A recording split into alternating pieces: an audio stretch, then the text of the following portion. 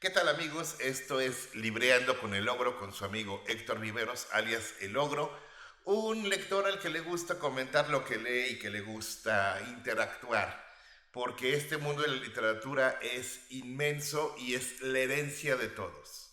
Podemos acceder a los sistemas de vida, de pensamiento, a la cultura de toda la civilización humana desde que empezamos a escribir.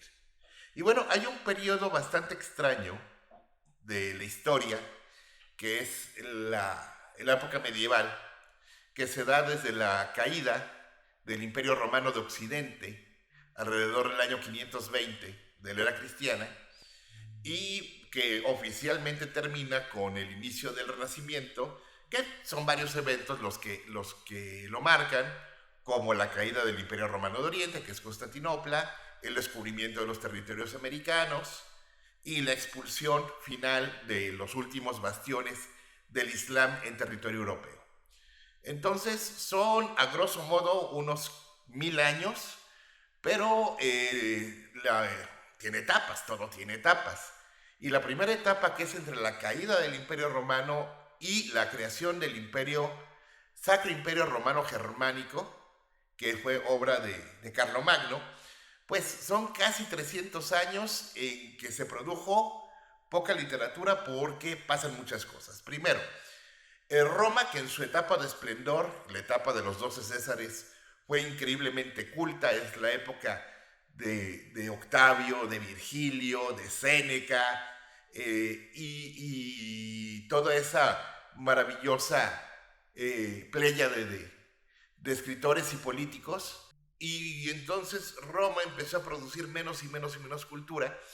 Y cuando llegaron las invasiones bárbaras, porque pues, no eran tampoco absolutamente agrestes, pero en lo que bajan las tribus germánicas, los ostrógodos que se van sobre Italia, los visigodos que se van sobre España, los teutones que se van sobre Alemania, entonces a lo que ellos se alfabetizan y encuentran valor y se romanizan, por eso, aunque no eran romanos, el imperio de Carlomagno se puso Sacro Imperio Romano Germánico. En lo que pasa eso ya habían pasado casi 3 siglos. Y bueno, resulta ser que los grupos que después forman fatrias y después forman naciones van creando sus mitos fundacionales y en el periodo medieval surgen estos mitos. De hecho, pues la primera gran novela que no es novela, es un cantar, es poesía, narrativa épica, es el Cantar de Roldán. El Cantar de Roldán, que muestra cómo el caballero Roldán sacrifica su vida defendiendo a su señor Carlomagno de una invasión de los árabes que venían cruzando los Pirineos desde España. Y la verdad es que si uno lo lee en la actualidad se da cuenta de que Roldán en su momento no tenía nada que pedirle a Superman. Realmente estos poemas épicos son igual de exagerados que los cómics actuales. Es el paralelismo completo. Porque Roldán solo se avienta a 2000 enemigos, Roldán solo acaba la batalla herido de muerte, con el cráneo abierto, alcanza a poner juntos los cadáveres de sus compañeros, alcanza a tocar el cuerno para que el rey sepa que ya está salvo y alcanza a romper su espada para que no la capturen. Todo eso herido de muerte y con el cráneo abierto. O sea, porque soy Batman, porque soy Roldán, es lo mismo. Y en esos mitos fundacionales, pues, está el Cantar del Mío Cid, que nos habla de este héroe, Rodrigo Díaz de Vivar, que...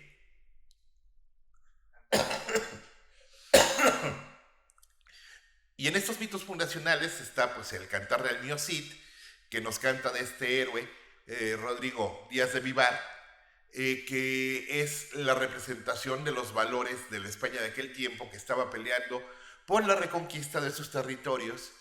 Y tenemos también pues el héroe de Escandinavia, los dos héroes que son Beowulf y que son Siegfried.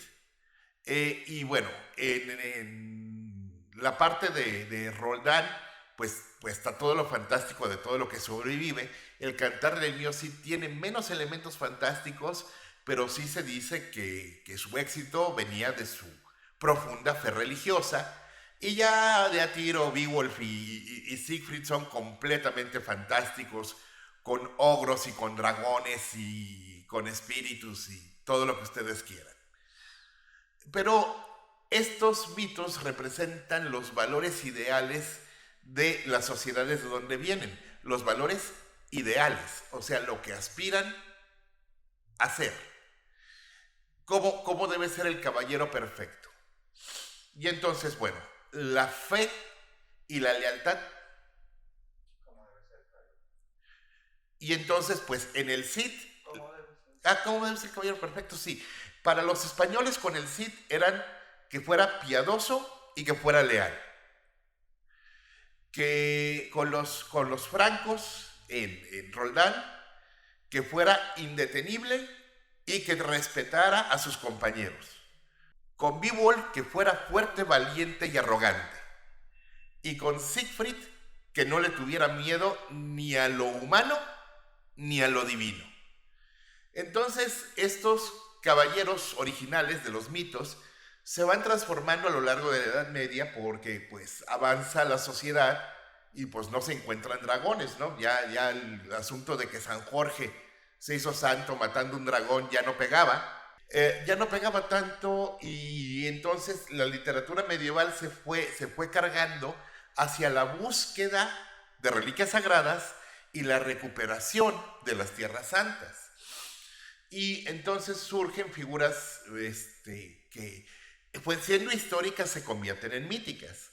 Posiblemente un general romano que se quedó defendiendo el muro de Adriano cuando Roma ya no le interesaba la isla de la Gran Bretaña, haya sido el origen del mito del rey Arturo y de Camelot, que se fusiona con leyendas de los druidas de aquel tiempo, porque en el mito, pues, es gracias a la magia de un druida que el padre de Arturo, que estaba chapulineando, se hace pasar por el marido de recién muerto de la chica que le gustaba, y como ya estaba el marido muerto, Arturo es legítimo. No fue exactamente muy transparente la maniobra, pero vale, era legal. Y Arturo, bueno, pues se sabe que tenía 12 caballeros, los 12 caballeros de la mesa redonda, que bueno, cada uno tiene su propia historia. Tristán tiene la historia bellísima de Tristán y Isolda, que es una historia de amor trágico, bellísima. Luego tenemos el asunto de Lancelot, que otra vez estaba chapulineándose a la reina Ginebra, la esposa de Arturo. La chapulineada era muy común en aquellos tiempos. Y bueno, luego pues están el caballero de la carreta, el relato del rey pescador, las historias protagonizadas por Percival, que era quizás el caballero más valiente, pero no era el más listo de todos, porque se lo transean a cada rato. Y entonces se cuenta que están buscando el Grial. El Grial que viene de las novelas de caballería francesas, porque antes del siglo XII no se hablaba del Santo Grial. El Santo Grial es un aporte de la literatura medieval a la iconografía cristiana y católica de la parte última de la Edad Media. Y bueno, esas figuras y esas búsquedas caballerescas siguen generando productos culturales al día de hoy, o quizás no tan al día de hoy porque ya han pasado algunos años, pero si te fijas, pues ese es el pretexto de la tercera y mejor película de Indiana Jones y la Última Cruzada.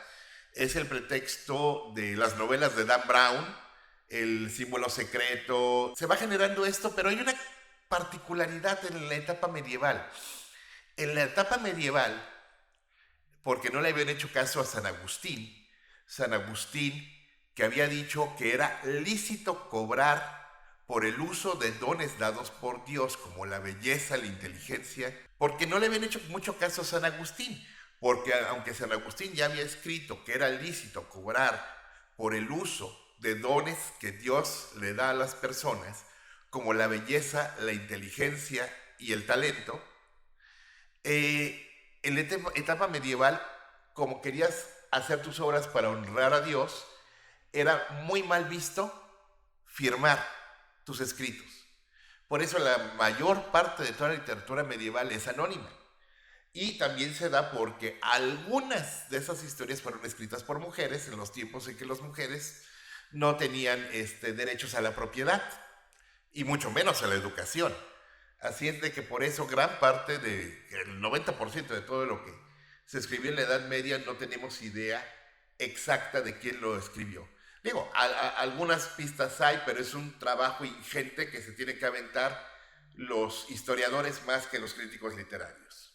Y bueno, se van generando estas historias y son el entretenimiento del medievo, porque siguen siendo estos caballeros que ya no van contra ogros, que ya no van contra dragones, pero que defienden la fe y van a las cruzadas y rescatan objetos sagrados y buscan liberar la Tierra Santa del dominio musulmán. Entonces siguen siendo los héroes que la gente aspira a ser. De hecho, esto se ve de una manera muy libre y muy disfrutable en una película, en peliculón que es muy infravalorado, que es Corazón de Caballero, que es mi película favorita con Heath Ledger. Bueno, está entre 3 y 10 cosas que odio de ti, pero bueno. Donde se da una serie de anacronismos muy, muy buenos. Anacronismos es cuando pones algo de una época dentro de otra. Y el baile de salón que hacen en esa película, pues es anacrónico. La porra, que es We Will Rock You, de Queen, que hacen en el estadio, pues es un anacronismo. Y el logo que le ponen a la armadura de Heath Ledger es un anacronismo, porque es el logo de Nike. Entonces, fuera de esos anacronismos, sí se ve que los caballeros en ese tiempo, en los tiempos de la batalla de Poitiers, que los caballeros eran los ídolos, eran los íconos, eran los rockstars. Y eso es real, y en las novelas todo era así. Desgraciadamente, en la Edad Media muy poca gente estaba alfabetizada. Nos tardaríamos hasta el siglo XV a que Gutenberg invente la imprenta, y de hecho es otro de los hitos históricos que marcan el final de la Edad Media y el principio del Renacimiento, la imprenta. Entonces, estas historias van circulando, se van enriqueciendo, la tradición oral es muy buena porque, como la gente no sabía leer, bastaba con que el bardo o el juglar si supiera leer, lo leyera, se lo aprendiera, lo musicalizara y lo fuera contando por todo el país o por varios. Luego hay que entender que existía una lengua franca, vaya, porque las lenguas nacionales se forman con la fusión del latín con las lenguas locales, el español, que es la mezcla del latín con el celtíbero, con el árabe, porque tenemos un montón de arabismos en nuestra lengua. El francés, que es la mezcla del celta, del franco y del latín. Y bueno, entonces, medio champurreando un latín intermedio, es que la gente se puede entender. De hecho, pues, las primeras cosas que se tradujeron de latín al gótico fue la Biblia para cristianizar, porque todos los que llegaron a invadir Roma, ninguno era cristiano. O sea, el cristianismo después fue subiendo. De hecho, hasta Escandinavia no llega a implantarse hasta el siglo XIV. Bastante tarde en la fiesta, tomando en cuenta que los irlandeses ya habían sido cristianizados por San Patricio en el siglo IV o V de nuestra era, y que los españoles presumen que el primero que llegó a cristianizar España fue el propio apóstol Santiago. Dato no comprobado, pero no le digas es un español porque te ganas una broncota. Entonces, toda esta literatura, que es la generación de los héroes que van a ser los referentes culturales que van a defender la cristiandad, es una literatura muy buena porque da para grandes romances, grandes tragedias, grandes actos heroicos, grandes historias fantásticas. Es un pedazote de la literatura que es delicioso. claro, tienes que estar un poquito vacunado con todas las exageraciones que va a haber, con el montón de xenofobia que va a haber, porque pues se trata de defender la idea de la nación, del reino, por sobre el resto del mundo. Estamos metidos en el asunto de que todo esto se da mientras hay peleas y peleas y peleas por la legitimación que los papas le hagan a los reyes y que los reyes le hagan a los papas. Porque esto es un juego político que en la historia real de Europa deja Juego de Tronos como juego de niños, la verdad. La verdad es que sí eran niveles de intriga supremas. Pero lo que a la gente le llegaba no eran estas intrigas, lo que le llevaban eran los valores ideales que querían representar, a los que querían aspirar. Y tomando en cuenta que tenías de dos sopas en la Edad Media, o trabajabas en el campo o en el servicio toda tu vida de manera anónima, o te embarcabas en una guerra de conquista o de defensa o de reconquista de la Tierra Santa para obtener algo de gloria, ir subiendo en las órdenes de caballería y que tu nombre fuera recordado. Así es de que eran las dos sopas que tenías. Así es de que el culto a la caballería no es de ninguna manera un accidente. La verdad es que es perfectamente comprensible. Y bueno, en esas obras de caballería, bueno, el Caballero de la Carreta, el Rey Pescador, el Amadís de Gauda, son todas. Además tienen otra gracia, es que son terriblemente breves. Son terriblemente breves, como las tiene que cantar un juglar que se las tiene que aprender. Realmente te lees una por día, tranquilamente, bien cachetonamente. Y estas novelas de caballería pues van pasando por épocas y van perdiendo vigor porque la idea de los reinos se va reduciendo, la reconquista de Tierra Santa deja de ser tan importante después de 9 cruzadas que no lo lograron. Los elementos mágicos y míticos empiezan a perder vigor, y el último coletazo en el siglo XVII es la antinovela de caballería por excelencia, la novela que se burla de la novela de las novelas de caballería, diciendo lo que le pasaría de verdad a un alucinado que se lanzara con las armas que consiguiera, el caballo que tuviera, buscando aventuras en un mundo que ya no cree en caballeros. Y esa deconstrucción es el antihéroe de Miguel de Cervantes, que es Don Quijote de la Mancha. Don Quijote de la Mancha es el punto final que acaba con las novelas de caballería, deconstruyéndolas completamente. Y ya, se acabó.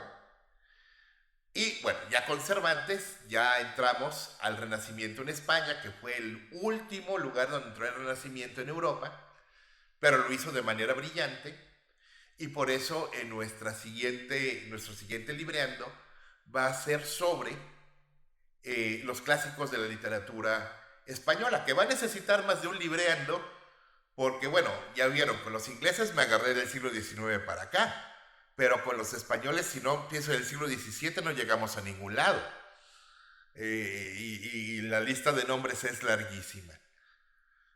Para cerrar con la literatura medieval, pues sí, es valioso porque nos ayuda a entender los fundamentos de la cultura occidental. Hemos llegado a decir que la cultura es occidental si tu ciencia es griega, si tu derecho es romano y tu doctrina es cristiana, eres occidente. Y bueno, curiosamente, históricamente primero apareció la ciencia griega, luego el derecho romano y luego la doctrina cristiana. Pero con la caída de Roma, lo que sobrevive es la cultura cristiana.